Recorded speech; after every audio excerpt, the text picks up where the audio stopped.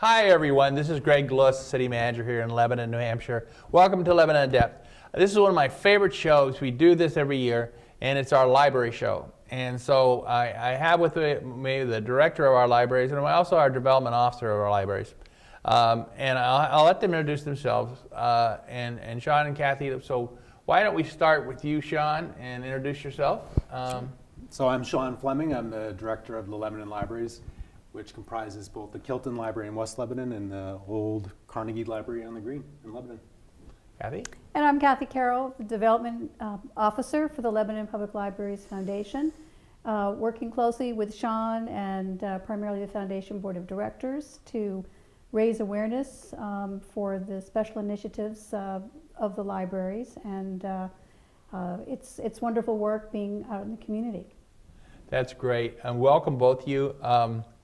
You know, it's really a high priority for our city to have such a great library system and have such great support from our Board of Trustees of our library and our Foundation Board. And all the participants that have shared their, you know, kind of their time and their treasure and in terms of coming to the support of the library, which is, like, to me, it's a jewel in the crown for our city to have such a wonderful library.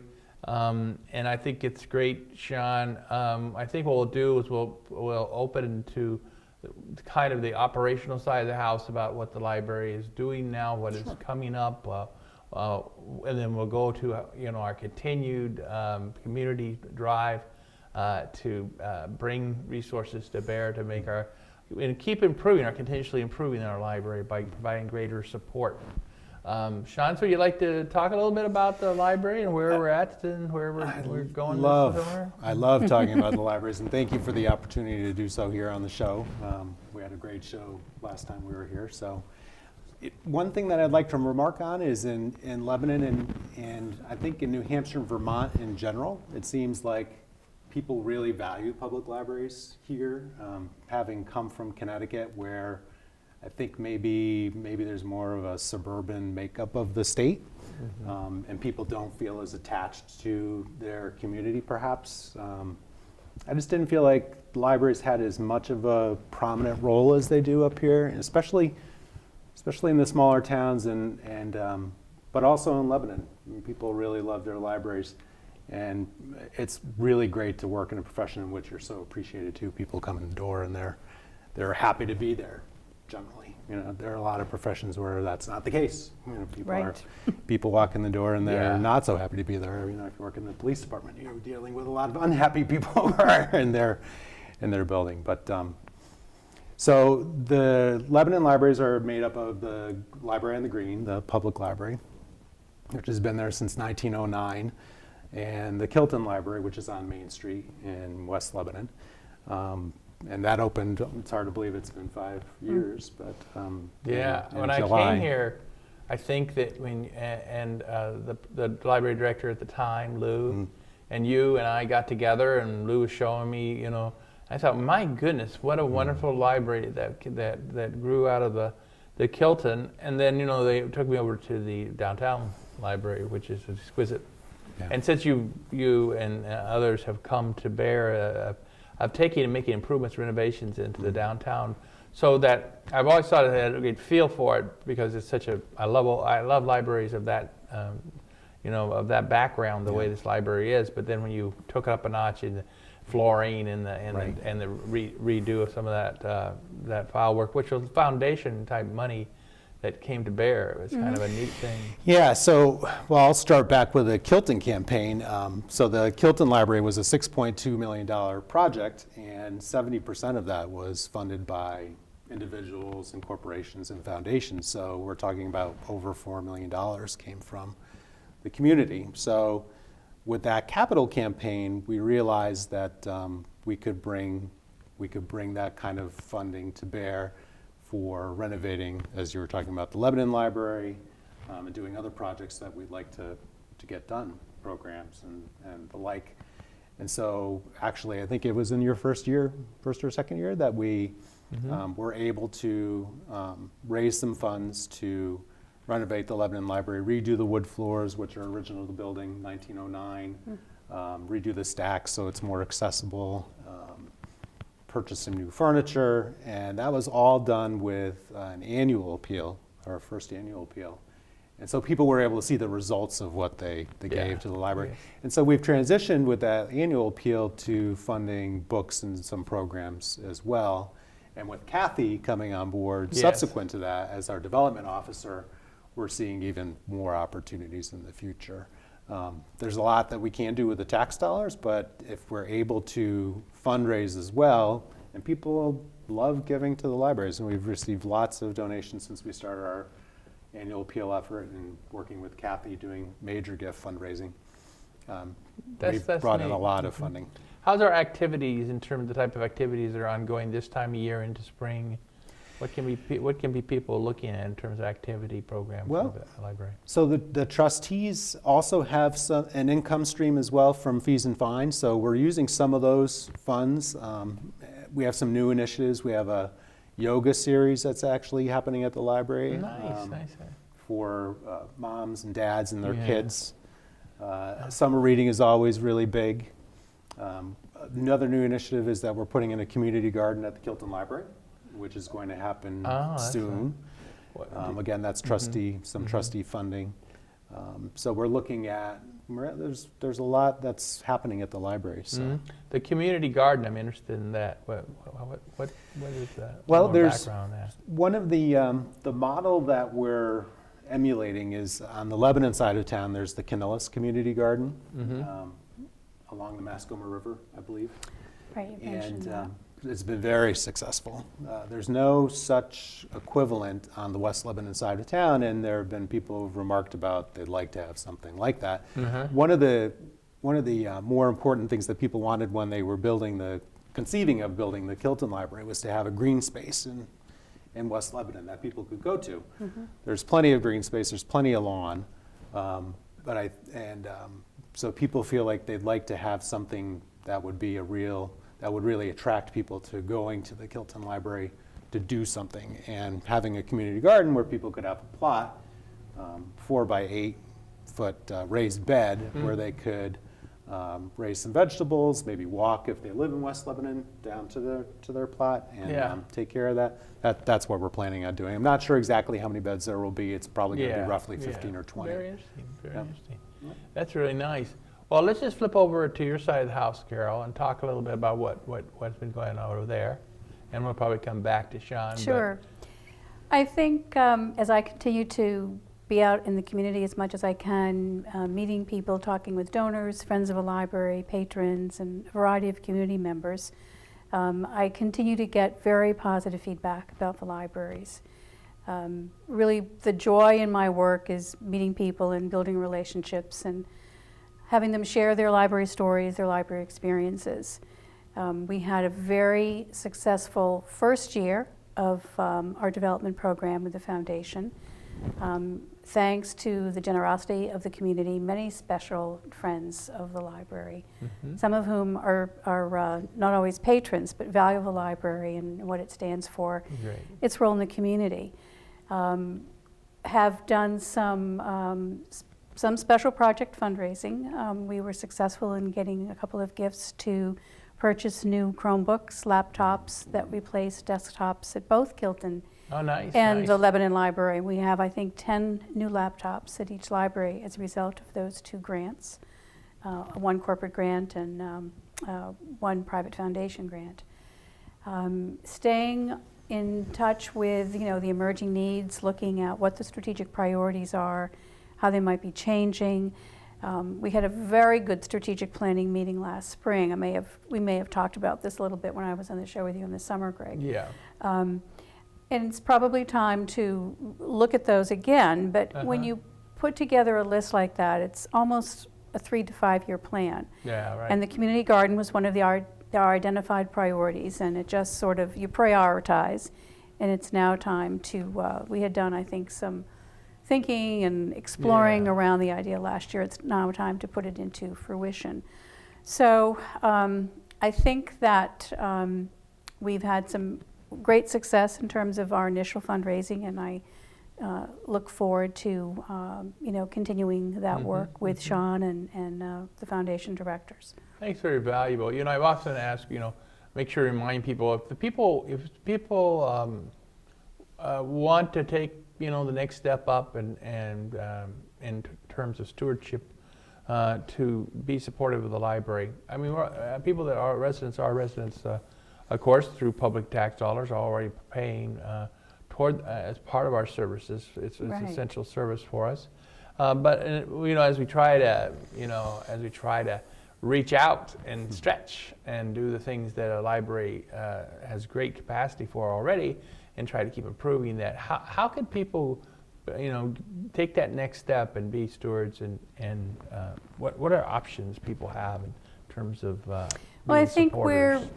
we're trying to really expand the options that already exist, which financial support is very important, but I think, come into your libraries, get to know what the programming opportunities are, check out a book, get to know the staff, just be familiar with the library. It's an important part of your community, and I think that is so valuable, and that's one way of supporting the institution.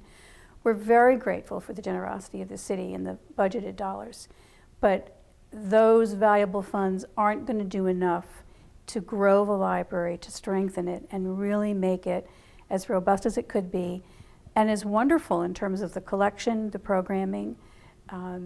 So the really private gifts make possibilities happen and help us support specific priorities, whether it's making available more technology, expanding our programming, growing the collection.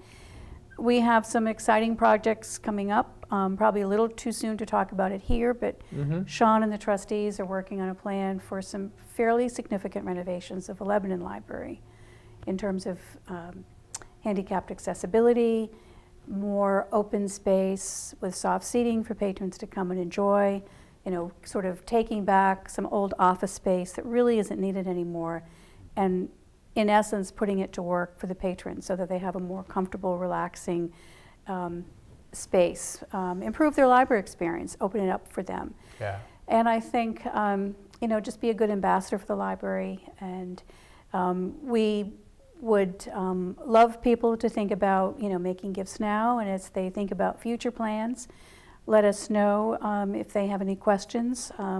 But please think about the libraries as you're looking at your will and your estate plan. If you value the library now, it's just a wonderful thing to think about keeping it available and strong, something that you cherished in your lifetime. Your support can go on and help the next generation.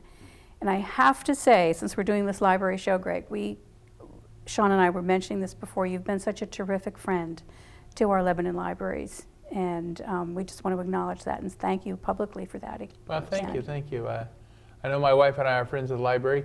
Yes. And I think it's very rewarding for us. Libraries have meant a great deal to us over our lives. And I think I think I love what you said about coming to the library and getting involved in the programming of the library. The library has so many possibilities for choice making. You can make a lot of different types of choices as someone that comes to the library. And of course our family has thoroughly been invested in the idea of that, and it's brought home dividends for us as people. And I think it would serve anyone similarly. You'll make different choices, but you'll find something in the library and in the programming that will make your life better. Absolutely. And I don't think that's really true, and it's really rewarding too, because we're friends of the library, but the library's friends of us. I mean, they're a friend for us, so we're a friend for life. And the library's just a great place to come and be with other people, take advantage of periodical, check out a book, maybe a DVD, but just to sit there and just enjoy the wonderful space that both our libraries afford. You can have quiet time, you have engagement time, in terms of, a couple things I like, there's so many things I like about it. I think of the deployment of the technology in the library system that we have here in our community has been, it's an outstanding measure that's been, initiated. I mean, Sean has a lot to do with the initiation of it. Our librarian, who's specializing in technology, has been a very great asset to us in terms of bringing new emerging technology ideas into the equation of library science, but bringing it into that arena. So the library thing, from a technology point of view, is really percolating, from the website to the utilizing of the different mechanisms. You want to comment on that? Yeah, I'd like to elaborate on that a little bit. And one thing that we've really done, and the individual you mentioned, Chuck McAndrew, has been a real asset to our library. Absolutely. He actually was meeting with the city IT team today. One thing that we've really moved toward is more open source options.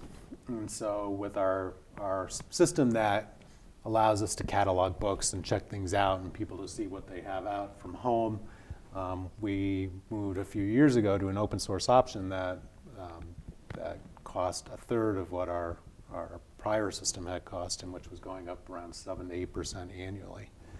Was approaching $20,000 a year for the library system. We moved to a system called Koha, which costs around, I believe it's $5,500 a year, and that's been the case for a number of years now, and we're not anticipating it going up at all. So not only do we have a superior product actually now, open source allows individuals and organizations to make improvements where they feel like they need it, rather than a company tells you where they think you need it.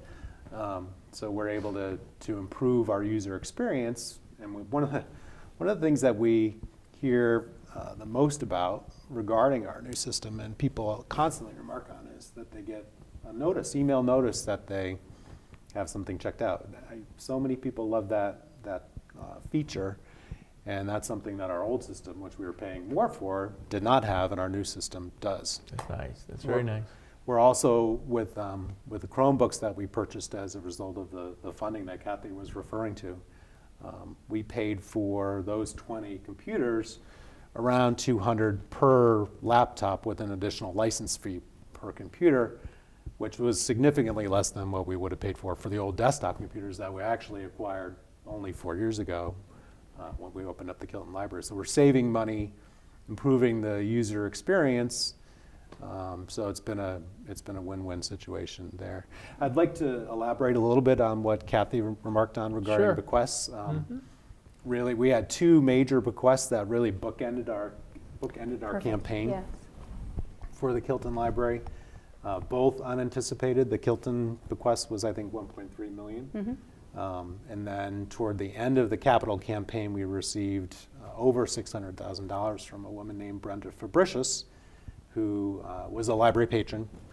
We didn't know she was ill. We didn't know that she was planning on giving money to the library, but she made a huge gift to the library. Really helped us finish up the campaign, or get close to it. So that is something that we would definitely encourage.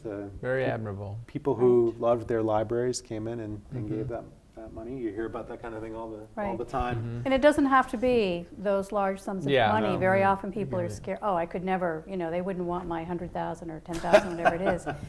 These gifts are very powerful.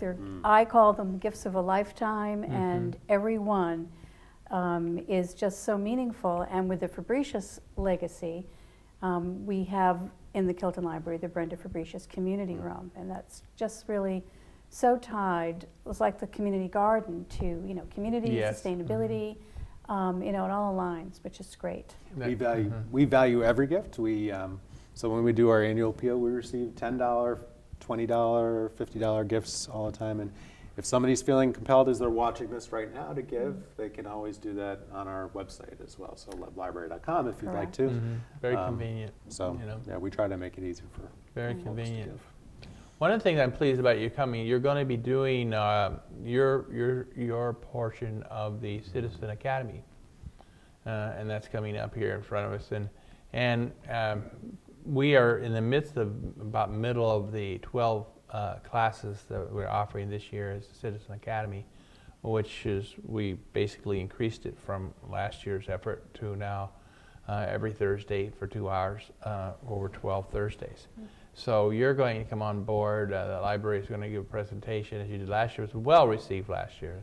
The participants there greatly enjoyed the presentation. They learned something about the libraries they did not know before. They really appreciated that. So we have our Citizen Academy members looking forward to the library event as part of our effort. We're looking forward to it too. So that's a neat thing, you know, and it just shows how everyone. We always talk about, you know, pull together and we're going to move forward. And we're going to pull together, we're going to move forward with the library. That's how we're going to do it. And we're doing it through all kinds of variety of things. The outreach that goes on, the service that's provided to our library patrons, and participating in the community in a variety. So I know we've talked about outreach from a library perspective. I don't know any updates with regard to our reaching out to others. I know we're trying to build partnerships. We're trying to figure out how we can do things, you know, so that we bring with the library, bring other people into the library, bring partners in the library, bring the library to people if they can't come in, try to figure out those sort of things. I don't know if you have any comments you want to go into that area. Thank you for asking about that. That's something I always like to talk about, and we're very fortunate to actually have had a few more volunteers helping us with our outreach efforts. So currently we bring books and audio books primarily, but we'll bring movies to people who are in situations in which they can't come to the library. So right now we're going to Genesis Elder Care, and we bring items to people there. We also work with the Senior Center as well, and we have some volunteers who are bringing some items over there. I don't know how many people were actually availing themselves of that service. I know a number of people were at Genesis Elder Care. We'd like to expand these efforts as well. We'd like to bring items over to Quail Hollow if we could. Yes. So we've had 2 recent volunteers who stepped to the plate and are willing to help us out, but if more people would be willing to do so. There's only so much our professional staff can do. Right. But with working with volunteers, we can make deliveries to people who want things that they can't make it in. Regarding, I'd just like to give a little sneak preview for people who won't be in the Citizens Academy. Sure. The part of last year's presentation that was the most well received by people who attended was information about what we provide digitally. And so people didn't realize that if you go to our website, leblibrary.com, and go there and see what we have digitally available, you can see consumer reports and access the most recent consumer reports. You can learn a new language through a database that we, actually a web piece of software that we make available to people, transparent languages. If you come to the library, you have to do this at the library, unfortunately, but if you want to, you can't do it from home. If you want to do research on your ancestors, you can use Ancestry.com. There's a lot of research that you can do through a site called EBSCOhost if your kids are in school and you want to make sure that what they're using in their report is actually reliable information, which you don't always find when you go to the web and you Google it. You can use that service as well. So that was something that last year, how can I forget ebooks? Ebooks. Ebooks are available as well. So that was really well received, and people felt like, wow, they're very excited about everything that they can access through our webpage. There's a lot you can get at the library. You come in and you get books and at the Kilton, a cup of coffee, and other things as well. But digitally, there's a lot available through our website too. So that's great. I very much like those aspects of our library operation. I'd like to maybe broaden our conversation a little bit to the trends in libraries. What's the future? I mean, because we're always kind of benchmarking in both the trends on how we fund libraries, how we operate libraries, where are libraries going in our nation, and well, maybe even more than our nation. You know, where libraries are going in the future.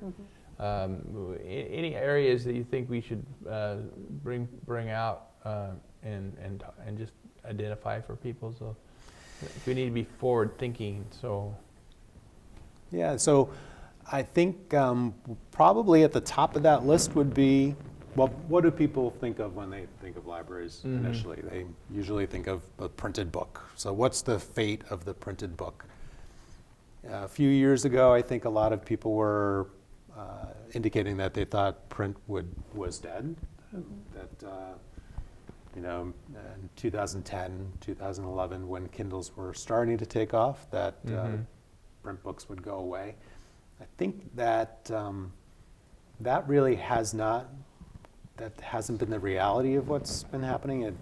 Some types of books are not as popular as they were. So formats, so paperbacks perhaps are not being printed as, the print runs are not as long as they used to be.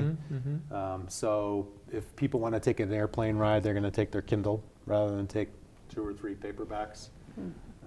But I think that the trend in librarianship is obviously that we are acquiring ebooks, and that's going to increase as a percentage of our budget. This is something I'm going to talk about at our Citizens Academy as well. But it's really hard to tell exactly how much of a chunk of that market is going to be ebooks as opposed to print. We're still really in the early days here, so I think as a public librarian who's not really dealing with the publishers and not a really active member of the ALA, American Library Association Council, if I were, I might have a little bit more insight into what's happening, but I don't know if anybody really has much of a crystal ball about, will print still be viable a decade from now, 2 decades from now? It's hard to tell. And as far as trends from your perspective, Carol? Well, I think whether you're doing fundraising for libraries or any other nonprofit, educational institution, what have you, the focus is more and more on individuals and building relationships. Many people think, there's, corporate profits are up and, foundations are doing better as the stock market has rebounded. But those sources of funding are very, very competitive, and corporate funds are given where there is a local operation. We have Timken, and they're fantastic in the community, for example, just one example. Right. But that Timken Foundation of Canton is a national foundation, and foundations have trends of their own, which is you have to be invited to apply, and very often their fields of interest are changing. So it's really important to build individual relationships. I think where you're doing any type of development or gift work, you have to get out in the community, get to know people, make your case, invite them into your facility. It's also a combination of one-on-one and inviting support, whether it's an annual fund or a special gift for a special project. But building that relationship so they can see the value of their gift and then think about a bequest. And they think about the libraries in terms of something that they want to support now and in the future, and look for ways to maybe do some special project in addition to their annual gift, that sort of thing. But really, individuals, are at the heart of, I think, successful fundraising. It's at least 80% of the work that we do. And to that end, I'm really delighted to say that Sean and my other colleagues at the library are very involved in the community. I think staff of the library is very visible in a variety of volunteer roles. And just as one example, we have a corporate membership in the Lebanon Riverside Rotary. Sean is the official member, but I and 2 other colleagues share the membership, if you will, and so we have a representative of the library at each of their meetings during the course of a month. And that, I think, really shows our commitment to the community, and it's allowed, particularly myself, where I don't live in Lebanon, to make some wonderful connections that are beneficial for me in the work that I do for the library and help the library. So we value the community in a number of ways, and I hope that our volunteer service is a testament to that. That's right. As we kind of wrap up our show today, there are areas that we perhaps should think, that we haven't touched upon that we should touch upon, Sean?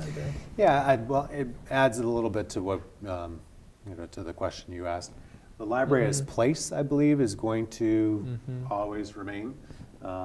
So I think you've seen locally some other initiatives to build new libraries or add on or renovate to libraries. I think people are expressing some faith in the library building being an important place to be. So that will remain. And I think the educational component of libraries, which I like to emphasize because I think that's really important. Not that the entertainment part of it is not, but So I'll give you an example of that. So Osher, which used to be called Iliad, there's a class, I think maybe it was even today, sometime this week or next. They are hosting a class on using Google Docs. So Nice. it's something that a lot of people Yeah. are really want to learn about, and it's become popular. One of our staff members was invited to help out with that, Chuck, who I referred to earlier. Right, So that we're holding a program in which we maybe even will be using some of our laptops to help people who want to learn about this piece of software. That kind of thing is always going to be there. What I've noticed over the last 10 to 12 years is people don't come in for the easy questions anymore. They don't want to know how to spell something, or they don't refer to the dictionaries very often anymore. You can get that online. What you do see is people needing help with the more complicated things they need. To access more difficult information, or help with their doing their resume or Yes.